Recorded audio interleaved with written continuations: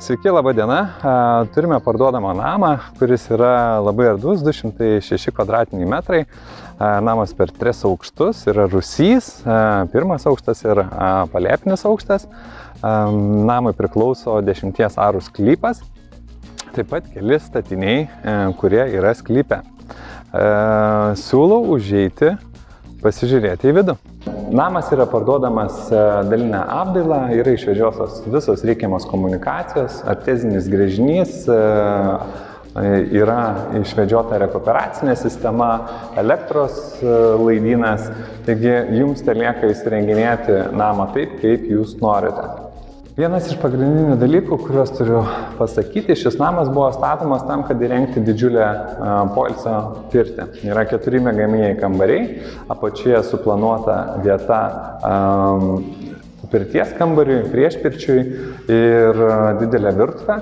Taip pat mes randamės 1 aukšto svetainėje, kur galima tikrai padaryti didžiulę laisvalaikio zoną. O antrame aukšte, kaip pakilsime, pamatysite, kad irgi išplanuotas tam, kad stulpinti kuo daugiau žmonių ir turėti didelės erdves.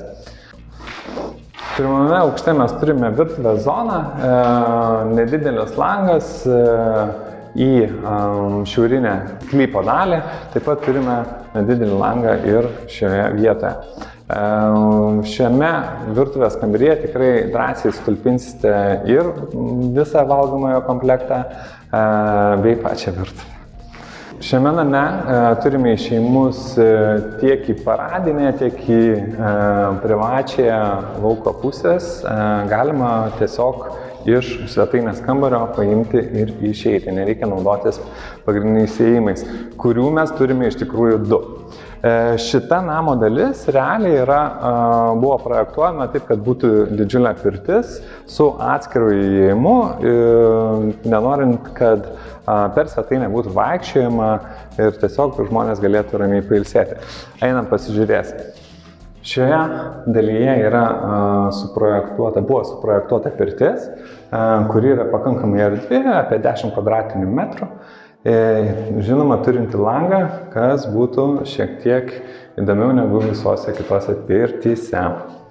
Šalia pirties, jeigu pasižiūrėsime į šitą pusę, turime didelį sanmazgą, kuriame buvo suplanuota padaryti tiek dušo kabiną, tiek pačią vonią. Kaip matote iš video, visos komunikacijos jau yra suvestos. Kilame į viršų, pasižiūrėsime, kas dedasi tenais. Antrame aukšte turime skliautinės lubas. Visa pastogė yra sušiltinta poliuretano putomis. Taip pat jau yra, kaip matome, atlikti pirmieji darbai gipso kabinimui. Yra sukabinti krokodilai, ant kurių jau dėsis profiliai ir suksis gipsas.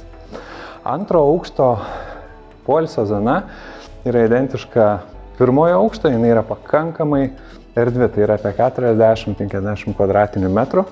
Antrame aukšte turime išėjimus į balkonus ir 4 miegamuosius kambarius.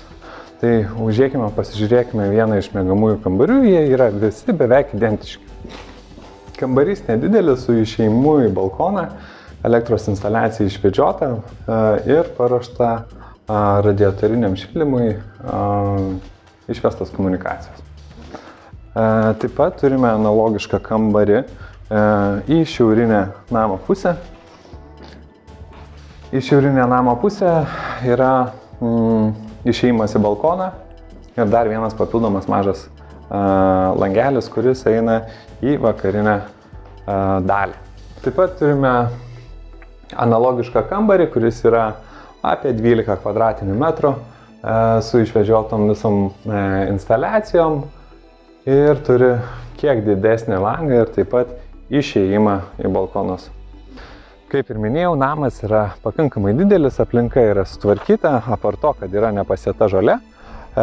Šį dalyką galite pasidaryti jau tikrai patys, o vaizdas tikrai yra labai gražus. Kaip ir minėjau, namas yra Liepkalnyje, Kyviškių gatvėje. Kaimynų kol kas nėra daug, artimiausi kaimynai besiribojančiame sklype, bet žinoma ateityje visos šitos vietos tikrai apsistatys namais gyvenamaisiais, todėl kad yra labai greitai pasiekiamas Vilnius. Taip pat norėčiau pasakyti, kad šiam namui priklauso dar vienas toksai namukas, kuris yra visai šalia. Einam iš arčiau pasižiūrėsim. Taigi turime dar vieną pastatą esantį sklype. Tai yra pakankamai senas namas, bet jis yra 90 kvadratinių metrų. Jeigu turite viziją ar idėją, kad norite pasidaryti šalia savo gyvenamojo namo studiją, tapymui ar kitoms kažkokioms tai veikloms, tai yra vienas iš tų variantų, kada galite pirktis gyvenamąjį namą ir tuo pačiu gauti studiją jau savo hobiams. Jeigu jums šis namas maišo, mes jį galime demontuoti ir visą jį išvežti. Taip, problemos ir nėra. Taigi kviečiu į apžiūras, atvažiuokite, pasižiūrėkite gyvai ir išgirskite visą gamtos džiaugsmą esantį aplink namus. Iki pasimatymo.